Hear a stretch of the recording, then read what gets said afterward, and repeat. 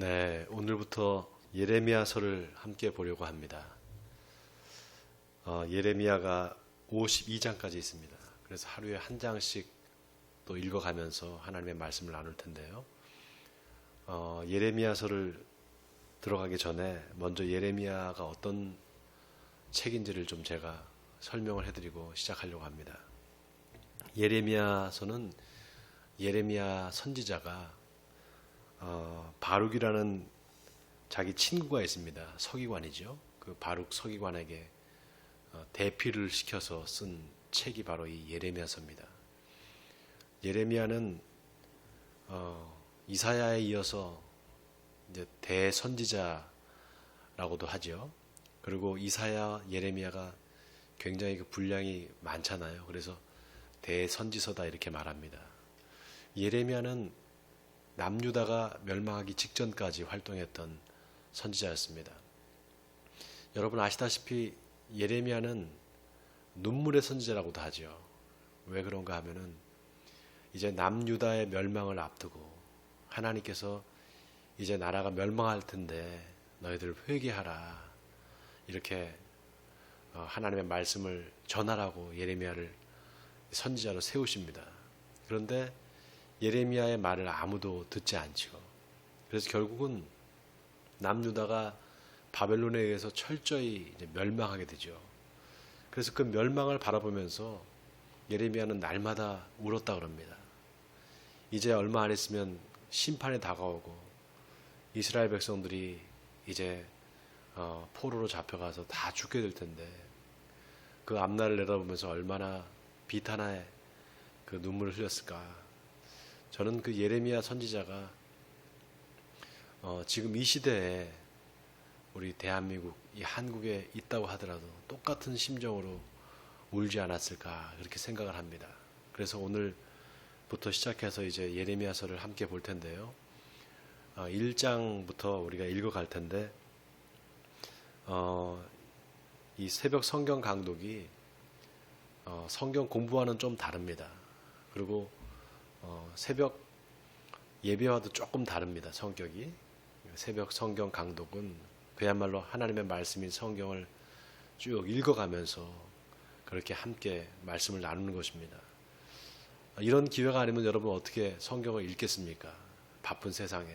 그래서 제가 읽고 여러분들이 같이 눈으로 따라오고 또 새벽에 여러분들 일어나셔서 함께 이 새벽 성경 강독에 참여하시면 성경을 같이 읽어가면서 또 은혜를 나눌 수가 있습니다. 그럼 제가 1절부터 읽어가겠습니다. 베냐민 땅 아나돗의 제사장들 중 힐기야의 아들 예레미야의 말이라. 아몬의 아들 유다 왕 요시야가 다스린 지 13년에 여호와의 말씀이 예레미야에게 임하였고 요시야의 아들 유다의 왕 여호야김 시대부터 요시야의 아들 유다의 왕 시드기야의 11년 말까지 곧 5월에 예루살렘이 사로잡혀 가기까지 임하니라. 자, 여기 하나님께서 예레미야 선지자를 선지자로 부르시는 장면이 나옵니다. 그런데 여기 아몬의 아들 유다 왕 요시야가 다스린 지 13년째 하나님께서 예레미야를 부르셨다 이렇게 나와 있는데요. 요시야 왕이 8살에 이제 왕이 됩니다. 그 아버지가 아몬이라는 그 왕이었는데요. 암살을 당합니다.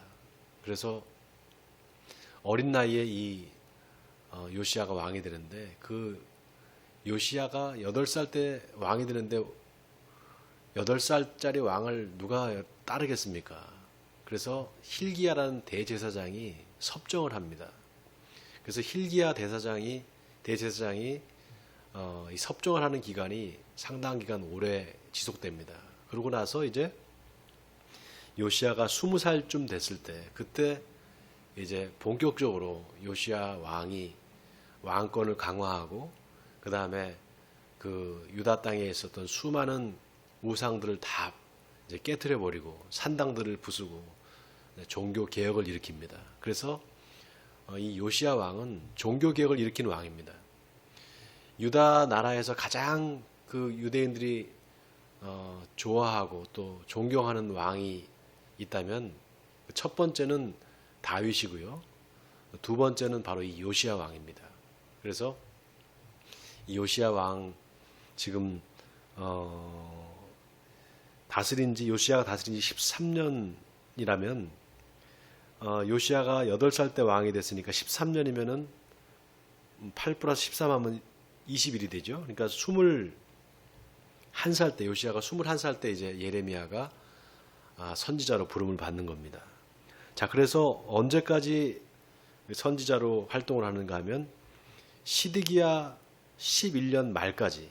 자, 시드기야는 여러분 아시죠? 이 시드기야는 바벨론 느부갓네살 왕에 의해서 눈이 뽑히는 그런 비참한 최후를 맞는 왕입니다. 결국 나라가 멸망하고 이제 볼모로 잡혀가면서 눈이 뽑히죠. 그때까지 이 예레미야가 선지자로 활동을 했다는 것이죠. 자, 그다음 4절 읽겠습니다. 여호와의 말씀이 내게 임하니라 이르시되 내가 너를 모태에 짓기 전에 너를 알았고 내가 배에서 나오기 전에 너를 성별하였고 너를 여러 나라의 선지자로 세웠노라 하시기로 내가 이르되 슬프도소이다 주 여호와여 보소서 나는 아이라 말할 줄을 알지 못하나이다 하니 여호와께서 내게 이르시되 너는 아이라 말하지 말고 내가 너를 누구에게 보내든지 너는 가며 내가 내게 무엇을 명령하든지 너는 말할지니라 너는 그들 때문에 두려워하지 말라 내가 너와 함께하여 너를 구원하리라 나 여호와의 말이니라 하시고 여호와께서 그의 손을 내밀어 내 입에 대시며 여호와께서 내게 이르시되 보라 내가 내 말을 내 입에 두었노라 보라 내가 오늘 너를 여러 나라와 여러 왕국 위에 세워 내가 그것들을 뽑고 파괴하며 파멸하고 넘어뜨리며 건설하고 심게 하였느니라 하시니라. 네, 하나님께서 예레미야를 부르셔서 아주 놀라운 말씀을 하시는데요. 너를 세워서 여러 열국들을 내가 뽑고 파괴하고 파멸하고 넘어뜨리고 건설하고 심게 하였느니라. 하나님께서는 파괴하고 다시 세우시는 하나님이십니다. 어떻게 그렇게 하시는가? 하나님의 말씀을 통해서 그렇게 하십니다. 예레미야는 그 하나님의 말씀을 선포하는 자로 구별되고 하나님께서 세우신 것이죠. 그런데 하나님께서 뭐라고 말씀하시는가 하면은 내가 너를 누구에게 보내든지 너는 가서 내가 무엇을 명령하든지 너는 말할지니라. 하나님께서 하시는 말씀을 가감없이 다 전하라는 것입니다. 여러분, 하나님의 종은 특히 하나님의 선지자는 하나님이 전하라는 말만 전해야 됩니다. 하나도 빠짐없이 하나님께서 전하라는 말을 자기 목숨을 내걸고 전하는 사람, 그 사람이 참 선지자입니다. 자, 예레미야를 하나님께서 부르셨고 예레미야에게 명령을 하셨습니다. 너는 내가 하는 말을 다 전하라. 자, 그렇게 전했을 때 어떻게 될까요? 세상 사람들이 예레미야의 말을 들을까요? 듣지 않죠. 오히려 죽이려고 합니다. 그래서 예레미야는 수없이 많은 죽을 고비를 넘깁니다.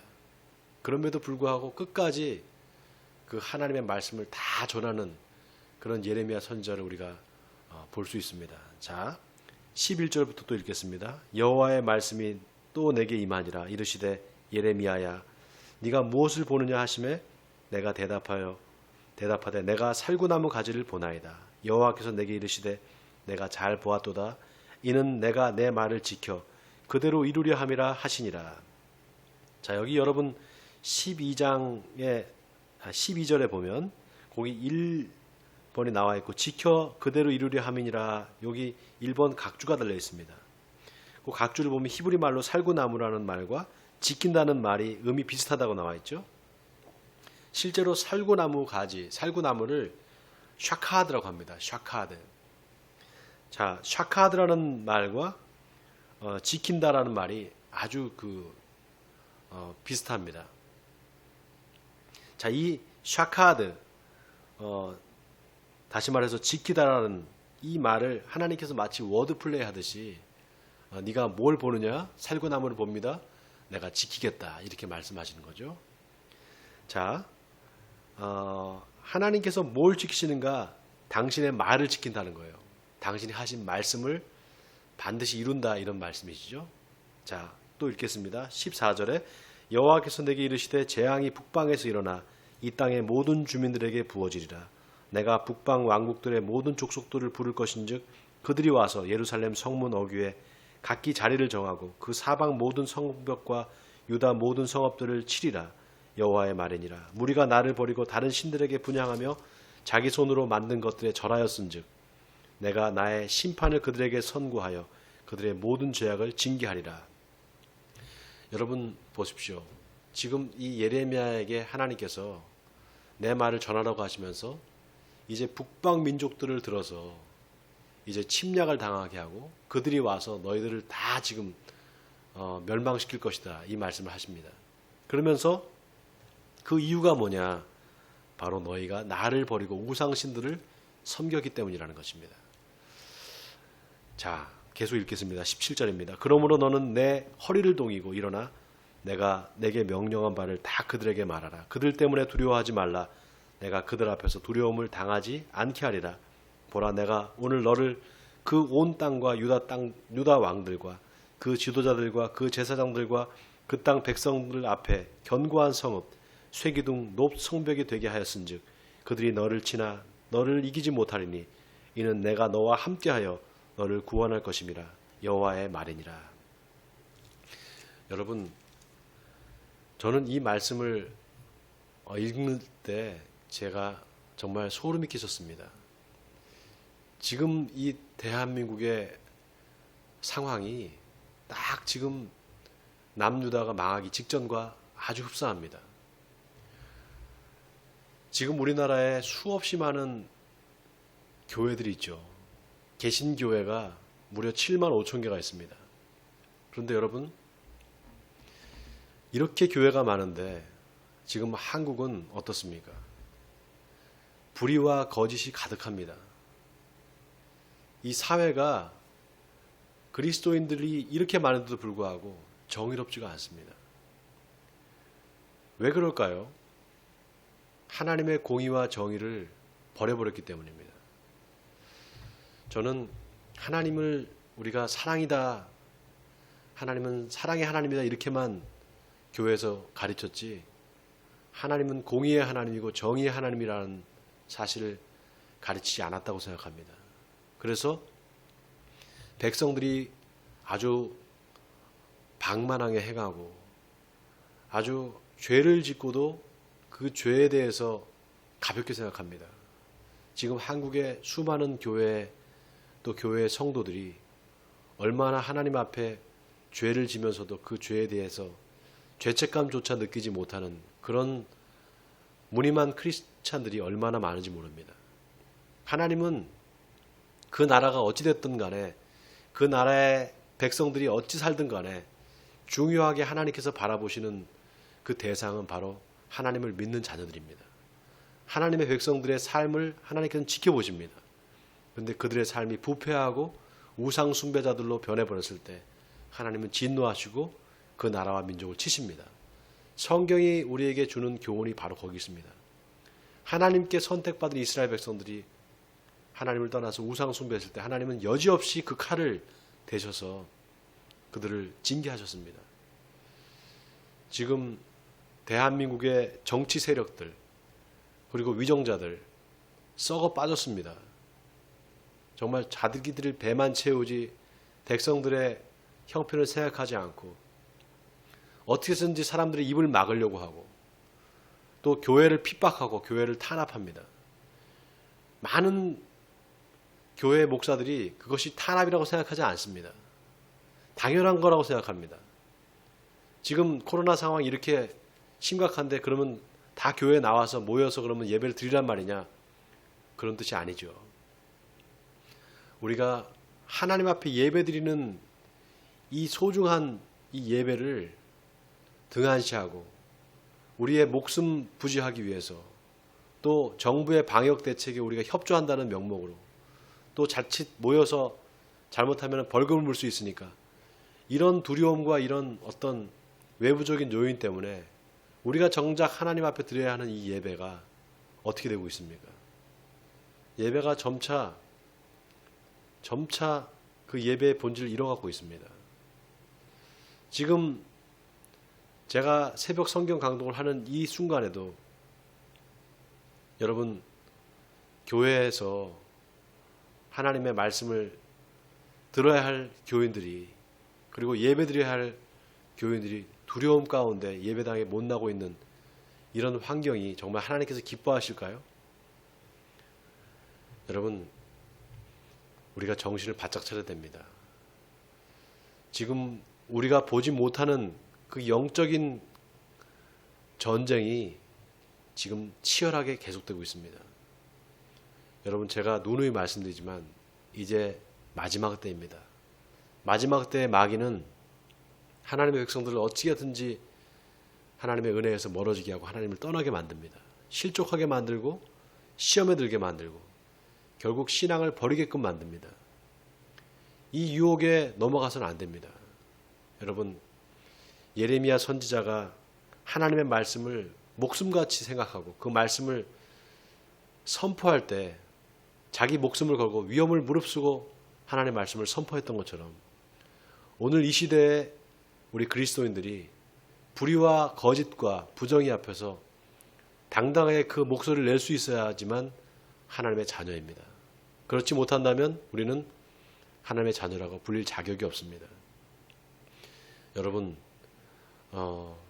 정말 이 말씀을 오늘 잘 생각하시면서 예레미야에게 주신 하나님의 말씀, 너는 내 말을 반드시 전해라. 사람들이 뭐라고 하든지 내가 너를 지켜주겠다. 이 하나님의 약속의 말씀을 믿으시고 부정과 불의 또 부정의 앞에서 여러분 목소리를 당당히 내시는 우리 에베네셀 교회 성도님들이 다 되시기를 주님의 이름으로 간절히 축원드립니다.